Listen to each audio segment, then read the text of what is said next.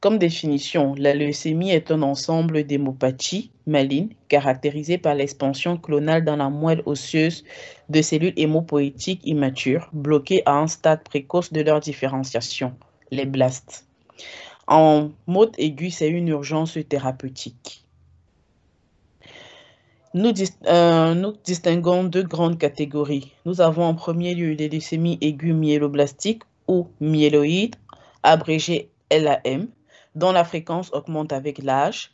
Et de l'autre part, nous avons des leucémies aiguës lymphoblastiques ou lymphoïdes, abrégé LAL, qui représentent 80 à 85% des leucémies aiguës de l'enfant, avec une survenue à tout âge et un pic de fréquence entre 2 et 5 ans, et une gravité plus importante avant 2 ans et après 10 ans.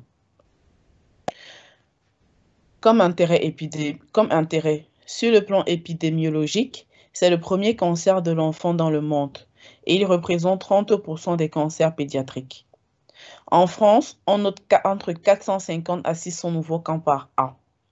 En Afrique francophone subsaharienne, selon le groupe franco-africain d'oncologie pédiatrique, on a au moins 20 000 nouveaux cas de cancer qui surviennent chaque année chez les moins de 15 ans. Au Sénégal, le nombre de nouveaux cas de cancer survenant chaque année s'évalue entre 500 et 600.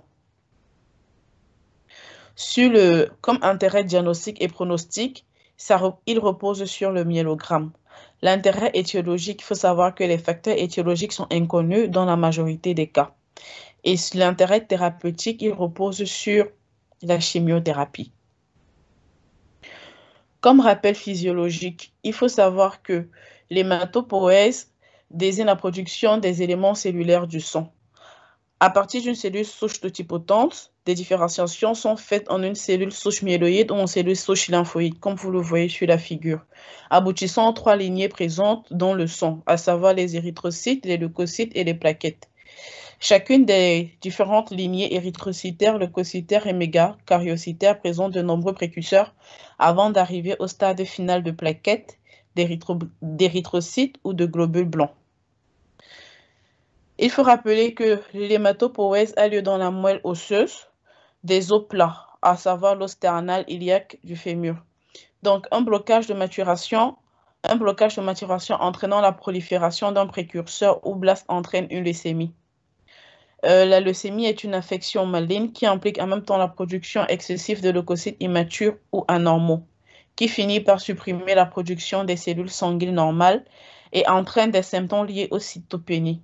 C'est un peu la figure, l'image que vous voyez représente c'est un peu la synthétique de tout ce que je viens de vous dire concernant les rappels physiopathologiques. Comme type de description, nous avons choisi la leucémie aiguë lymphoblastique. Nous allons commencer par la clinique, les circonstances de découverte. La plupart du temps, elles sont symptomatiques via le tassement vertébral, des hémorragies, une tuméfaction jugale, dans certains cas des boitéries, une révélation immédiate en salle de naissance, à savoir des hémorragies ou une hépatosplénomégalie chez les nouveau-nés, des troubles cardiaques, une hypercalcémie menaçante.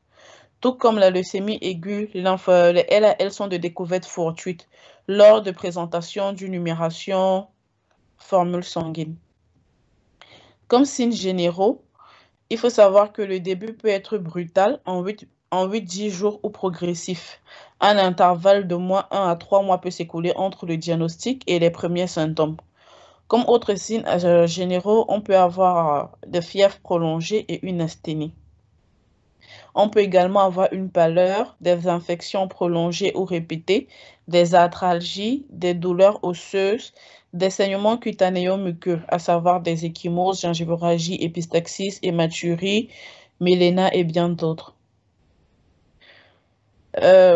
Concernant les signes proprement dits, nous avons un syndrome d'insuffisance médulaire qui est composé d'un syndrome anémique qui est d'installation rapide et de ce fait qui peut souvent être mal toléré. Et également, on a un syndrome infectieux qui est en rapport avec la neutropénie. Ça peut être une fièvre, une mucite, une otite ou une angine ulcéro-nécrotite, une pneumonie ou un abcès. Comme autre syndrome entrant dans le syndrome d'insuffisance médulaire, nous avons le syndrome hémorragique. par anomalie de l'hémostase primaire secondaire à la thrombopénie. Il s'agit des saignements cutanéo-muqueux, des purpura et des hémorragies extériorisées. Nous avons également le syndrome tumoral, qui est un envahissement d'organes lymphoïdes fait par des adénopathies qui peuvent être superficielles. Si elles sont superficielles, elles siègent souvent au niveau cervical, inguinal, axillaire. Elles sont le plus observées dans 80% des cas de LAL. Nous pouvons aussi avoir des adénopathies profondes qui sont la plupart du temps médiastinales, abdominales, responsables de douleurs, pouvant occasionner un syndrome compressif. Il faut savoir que les adénopathies sont symétriques, fermes, mobiles, caractère indolore et de taille modérée. Ce sont les caractéristiques en fait des adénopathies dans les leucémies aiguës lymphoïdes. En dehors des adénopathies, sur le plan tumoral, on peut avoir une splénomégalie. On peut également avoir un envahissement d'autres organes, à savoir une hépatomégalie, une hypertrophie gingivale, une atteinte cutanée sous forme de leucémie, une atteinte osseuse, beaucoup plus de douleurs osseuses qui prédominent au niveau des diaphyses proximales. Nous pouvons avoir une atteinte neuroméningée, des signes neurologiques, une anesthésie de la houppe et une atteinte des paires de nerfs crâniens. Une atteinte gonadique, beaucoup plus testiculaire via une hypertrophie testiculaire indolore. Une atteinte oculaire, le nerf optique peut être touché, la choroïde ou la rétine. Également, dans le syndrome tumoral, on peut avoir un syndrome de leucostase. C'est un syndrome neuro-respiratoire qui associe en même temps une dyspnée, un ralentissement psychomoteur, puis une détresse respiratoire avec trouble de la vigilance en l'absence de prise en charge. Comme signe de gravité de la LAL, il s'agit de l'altération de l'état général, de l'anémie sévère, une infection grave, un syndrome hémorragique, habituellement peut avoir des bulles hémorragiques, une insuffisance rénale et une dyspnée. Sur le plan paraclinique, les examens en demandant en première intention, c'est une numération, taux de réticulocite et frottis sanguin. Il faut savoir qu'ils sont toujours anormaux. Sur le plan, au niveau de la numération, on a une anémie qui peut être qui est normochrome, normocytaire, ou normochrome macrocytaire à régénérative, presque constante et parfois sévère. On peut avoir une thrombopénie qui est presque constante et parfois sévère, une neutropénie. Il y a une possibilité d'être à la fois hyperleucocytaire et neutropénique dans la leucémie aiguë. Et au niveau du frottis sanguin, on a des blastes périphériques supérieurs ou égales à 20%. Comme autre bilan paraclinique, nous allons faire la ponction médulaire, à savoir le myélogramme. C'est un examen clé du diagnostic qui permet une étude morphologique du frottis médulaire. La moelle est riche avec plus de 20% de blastes, qui sont des cellules jeunes à chromatine fine, nucléoles importants et cytoplasme peu abondant. Le myélogramme ne permet pas de définir la nature B ou T des LAL. La biopsie ostéomédulaire dans ce cas est inutile, sauf quand l'aspiration médulaire est impossible, ce qui évoque la plupart habituellement une leucémie aiguë avec myélofibrose.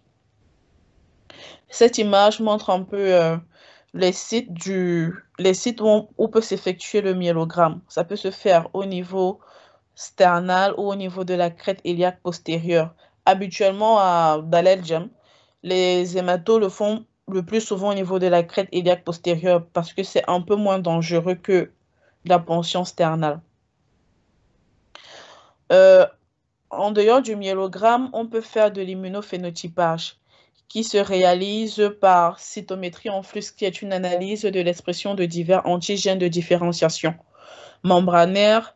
Et cet examen confirme l'appartenance à une lignée qui est indispensable pour le diagnostic. Et également la recherche de cibles thérapeutiques et le suivi des patients.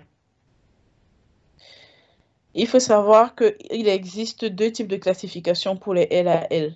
La classification FAB, qui est de moins en moins utilisée, qui classait les LAL en trois types.